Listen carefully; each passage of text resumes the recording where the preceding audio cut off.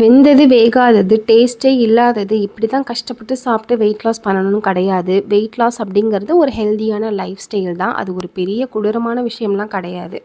So இந்த சாட்டை நான் 0 ஆயிலில் செஞ்சுருக்கேன்னு சொன்னால் உங்களால் நம்ப முடியுதா? ப்ரோட்டீன் ரிச்சான அந்த சாட்டை ஒரு 5 மினிட்ஸில் செஞ்சிடலாம். ஒரு 5 மணி நேரத்துக்கு முன்னாடி ஊற வச்ச வெள்ளை கொண்டக்கடலை நான் எடுத்துக்கிறேன். நீங்கள் கருப்பு கொண்டக்கடலை, பட்டாணின்னு எது வேணால் எடுத்துக்கலாம். அது கூட ஒரு 1/2 கிளாஸ் தண்ணி ஊற்றிருக்கிறேன். மிக்சியில் என்னென்ன சேர்த்துருக்குங்கிறத கேப்ஷனில் கொடுக்குறேன். கொஞ்சம் உப்பு போட்டு 3லேருந்து 4 விசில் விடலாம். இதை மீடியம் ஃப்ளேமில் வச்சு விசில் போட்டுக்கோங்க. தண்ணி கொஞ்சம் இருந்துச்சு, அதை சுண்ட வச்சு எடுத்துக்கிட்டேன். ஒன்றும் பாதியமாக மேஷ் பண்ணி இதை நான் எடுத்துக்க வேண்டியதான்.